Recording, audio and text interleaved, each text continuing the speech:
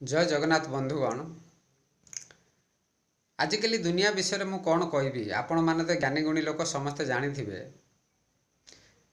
एठी जीवंत देवता बापा माँ घरे थाउ थाउ लोक एठी कौन करती ना पत्थर ठाकुर काठर ठाकुर को पूजा करती। शह शह हजार हजार टंकार भोग लगाती मानसिक करते किछि फल मिले ना।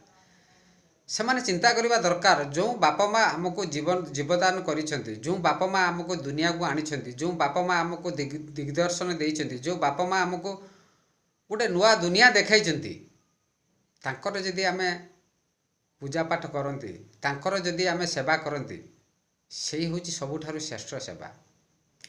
ये पत्थर ठाकुर ये काठर ठाकुर ये जो कोटी कोटी टंकार मंदिर निर्माण करवा, कोटी कोटी टंकार ये जो धर्मानुष्ठान करवा, किसी से मूल्य नहीं। बापा माँ ठारू बड़ देवता पृथ्वी आउ केही नाहांती बंधु। आपण बापा माँ को पूजा करंतु, तांकर वृद्ध अवस्था तांको सेवा करंतु, देखिबे आपण आपण पूर्ण प्राप्ति हेबे। आपण को आत्मा परमात्मा सहित मिलन हो जिवो, ये ग्यारंटी देई मु कहूची।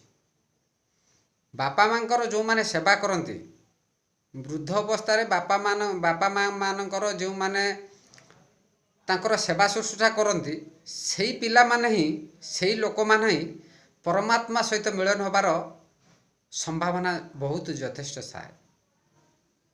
एटा को उपनिषदर भागवतर रामायण पुराण लेखा जायनि। एटा हेउचे एक उपलब्धि, एटा होची एक माने जा कहते एक उदाहरण। ये समाज रे आमे देखिचु, आमे उपलब्धि करिचु, आमे अंगे लिभेबा कहानी कहूचु।